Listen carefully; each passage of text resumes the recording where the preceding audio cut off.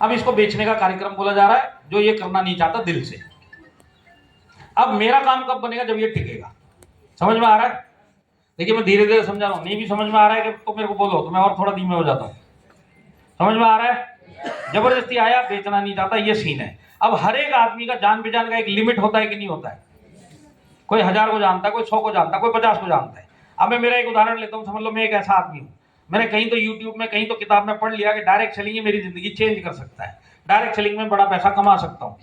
पर उस कमाने के लिए एक रूल है डायरेक्ट सेलिंग का, कि मेरे को उसी टीम के साथ में, उसी कंपनी में 10 साल मिनिमम रुकना पड़ेगा, ये रूल है। तो मैं दिमाग बना के चला, 10 साल रुकूंगा ही रुकूंगा, टीम बनाऊंगा, रुकूंगा, 10 साल रुकूंगा। मैं ऐसी कंपनी में गया जहां पे 300-400 प्रोडक्ट है। समझ में आ रहा है? 300-400 प्रोडक्ट है। प्रॉब्लम क्या है उन प्रोडक्ट में? रेंज बहुत बड़ा है, पर ये जो प्रोडक्ट है ना, इसके अंदर क्वालिटी की कोई गारंटी नहीं है।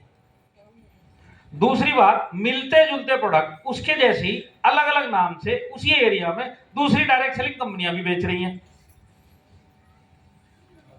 तो मैं गया 400 वाली प्रोडक्ट में, मेरी जान पहचान है 50 लोगों की, उदाहरण के लिए मैं 50 लोगों को जानता हूं। तो डायरेक्ट सेलिंग में कोई भी प्रोडक्ट जान पहचान में बिकते। कोई भी रेलवे स्टेशन पे यहाँ पे प्रोडक्ट बेचता है क्या? टोकरी ले लेके घूमता है सर पे 95 ले लो, ले लो, ले लो। रात को ज्यादा हो गई तो Ayush premium mark, live again, ले लो, ले लो, ले लो। कोई करता है? नहीं। तो यहाँ पे जो भी प्रोडक्ट बेचे जाते हैं, रेफरेंस में बेचे जाते हैं। अब मैं हूं, 10 साल रुकने की सोच है, 50 लोगों की जान पहचान है, ऐसी कंपनी में गया जहां पे रेंज बहुत बड़ी है पर क्वालिटी नहीं है। अब मिलते जुलते प्रोडक्ट दूसरी कंपनियां भी बेच रही है अलग अलग नाम से। तो मैं अपनी जान पहचान के बेस पे 50 लोगों को प्रोडक्ट दे तो दूंगा, पर अगर क्वालिटी में दम नहीं हुआ तो ये 50 लोग दोबारा मेरे से लेंगे क्या? मेरा भाई भी होगा तो इसमें से नहीं लेने वाला दोबारा से।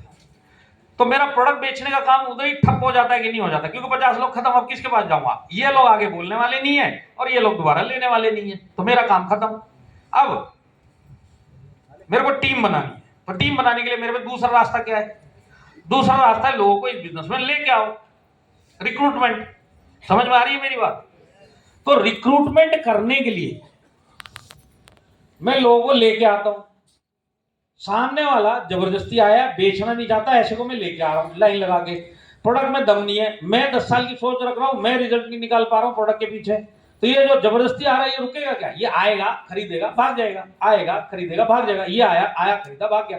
ये आया गया का सिलसिला कब तक चलेगा आप मेरे को बताओ? कहीं ना कहीं तो खत्म होगा ये। और ये खत्म हो गया तो मेरी टीम नहीं बनी, और मेरी टीम नहीं बनी और मेरे को टर्नओवर नहीं आएगा, तो मैं रुक के करूंगा क्या? यहां तक समझ में आई स्टोरी? तो डायरेक्ट सेलिंग में लोगों को टिकाना, ये सबसे बड़ा काम है। टीम बनाना बहुत जरूरी है, और टीम बनाने के लिए स्टार्टिंग में आपको सही प्रोडक्ट मिलना बहुत जरूरी है। मैं आपको एक चीज की गारंटी दे सकता हूं बिना पूछे, यहाँ पे जितने भी लोग डिस्ट्रीब्यूटर लेवल पे बैठे हैं, इसमें 90% लोग, क्योंकि प्रोडक्ट माइलस्टाइल के अच्छे, इसके लिए हॉल में बैठे हैं। प्रोडक्ट में दम है, इसी के लिए बैठे हैं, जिनको होते भी नहीं हॉल में। मानते हैं आप मेरी बात को? तो डायरेक्ट सेलिंग में प्रोडक्ट होने कैसे चाहिए वो समझना बहुत जरूरी है। जो माई लाइफस्टाइल के पास है, माई लाइफस्टाइल का हर एक हेल्थ का प्रोडक्ट क्वालिटी प्रोडक्ट है कि नहीं है? हर एक हेल्थ का प्रोडक्ट रिजल्ट देता है कि नहीं देता है? और हर एक हेल्थ का प्रोडक्ट मिलता जुलता आपको आज तक किसी दूसरी डायरेक्ट सेलिंग कंपनी में मिला क्या? तो ये तीन चीजों का जो कॉम्बिनेशन है, इसी के पीछे माई लाइफस्टाइल में 10 लोग जो आते हैं, 3 लोग टिकते हैं। बाकी कंपनियों में ये तीनों चीजें गायब हैं, इसके लिए वहां पे 10 लोग आते हैं। मुश्किल से कहीं एक रुक गया तो बड़ा काम है। हमारे पास रेंज भले 115-120 प्रोडक्ट की है, पर हर एक प्रोडक्ट क्वालिटी प्रोडक्ट है। आज ये जो मेरे नीचे आदमी आ रहा है,